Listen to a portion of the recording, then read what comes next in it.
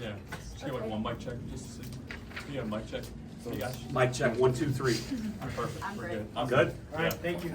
Joined by Coach Murphy, Ron Valentine, and Kayla Beaver. Coach will start the opening statement and then take questions after. So I was gonna tell Matt and Amanda on TV in the fourth inning interview, you know, I was gonna say, thank God you guys are getting paid by the hour because this is going damn fast.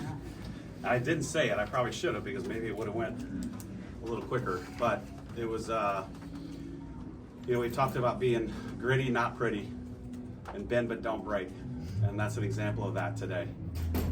Obviously, the sixth inning didn't go the way we wanted it to, and then, you know, Beaver does the rest as, you know, the visiting team. That's tough, and held him down, and then finally this one gets up and has the biggest hit of her career at Alabama, and, you know, kind of the floodgates open there, but we needed all of them. So just a great win against a really good team. I think you guys have seen that, you know, they can play with anybody.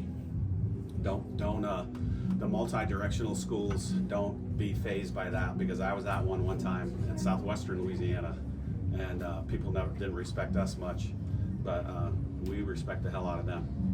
questions? Katie? For Murph, what went into the decision to pinch hit Riley, and then for you, just kind of take us through that at bat and that moment for you. Murph just called it the biggest hit of your Alabama career so far.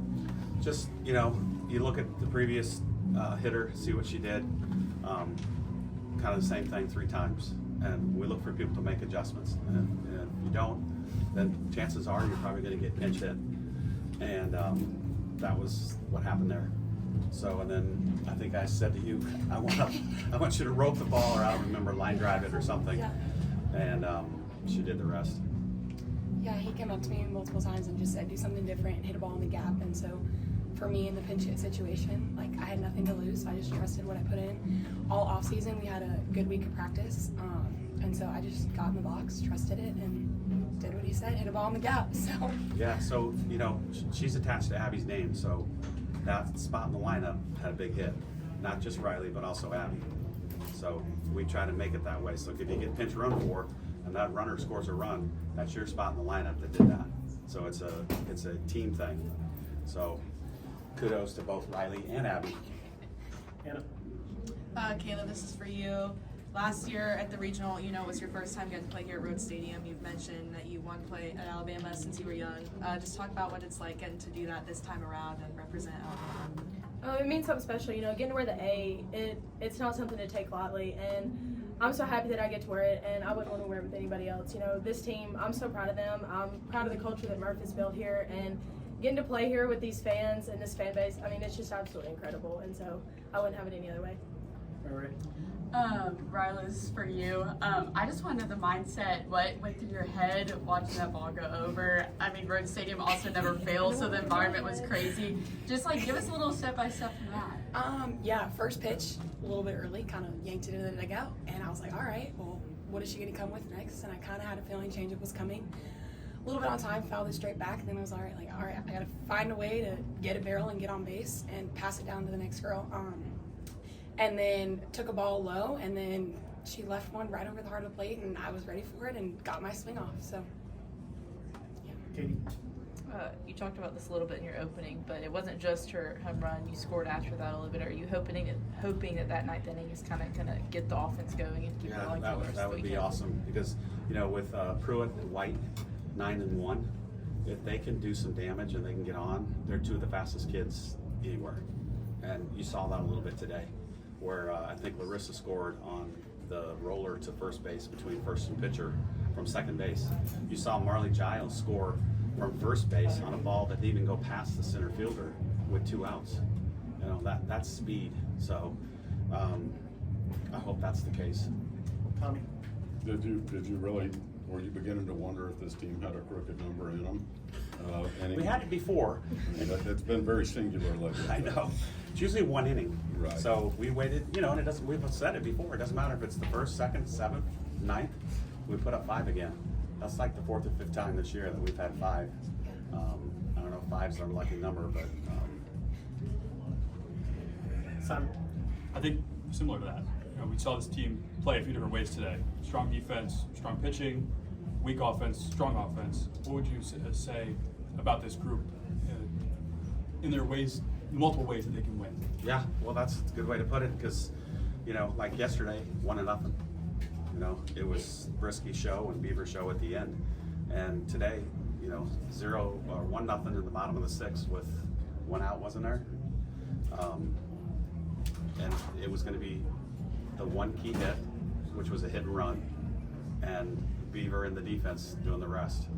And then it came to be where Riley has to hit a home run, and then we pile on a little bit, and we needed it though, because they scored 2 in the bottom. So those insurance runs were huge. And you know, we say this in the fall every single year. We might have to win 1-0, we might have to win 5-4, and we might have to win 10-9. Can we do that? Can we do that? And you know, you're kind of seeing it now. Anyone else? Well, Kayla, what was the day like for you today? Kind of coming in yesterday and shutting the door, not a super long outing, and then today working through 9 innings, including that 1 inning where you struck out the side on all payoff pitches. Just take me through what the whole process of today was like for you. I knew coming into today, you know, they were a tough team. They're going to run the bases. They're going to do what they need to do to score runs. And that's how they beat people. They beat people on the bases. And so we knew going into it, if we keep them off the base path, you know, they're not going to score. And going in there taking 1 pitch at a time was really what was important in that game, especially the 3-2 counts. That 1 inning, I had 3 of those. And taking it 1 pitch at a time, trusting Marley back behind the plate, trusting the defense, no matter where the ball was going to be put, that they were going to get it done. Tommy.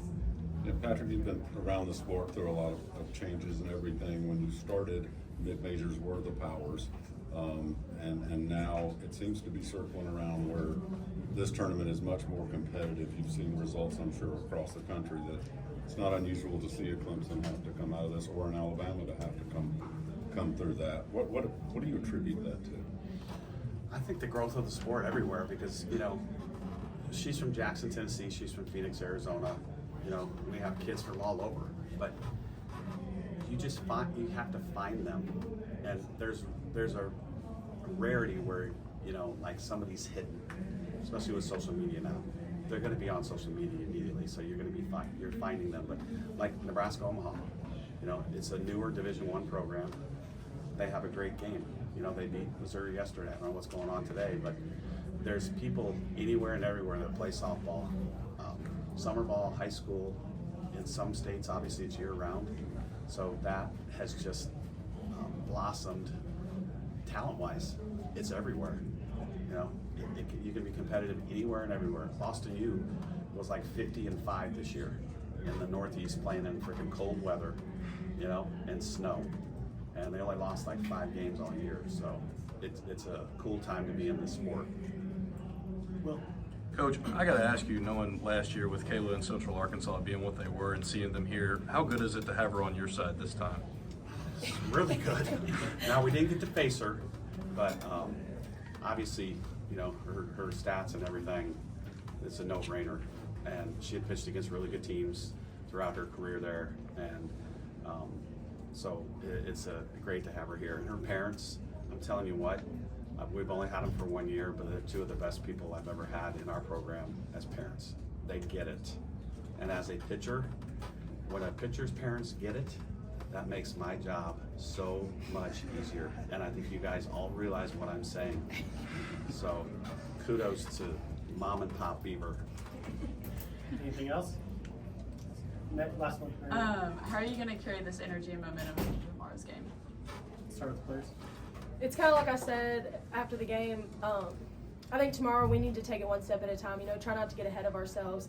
Take that momentum into the first inning, step on them early, and like I said, just keep it simple. Be where our feet are, and move on from there. Yeah, I think good or bad, we have to just, like Murph says, the most important game is the next one. And so it was great, yes, but we have to be able to be, all right, that was that game, today's a new day, and just start fresh, but be able to continue and trust, and we've proven it that we can do it now. And so just go out there and have some fun. And whoever gives us the start, have a great start, give us a chance to win, and play great defense. Those 2 things need to be constant. Thank you. Thank you. Thanks a lot, guys.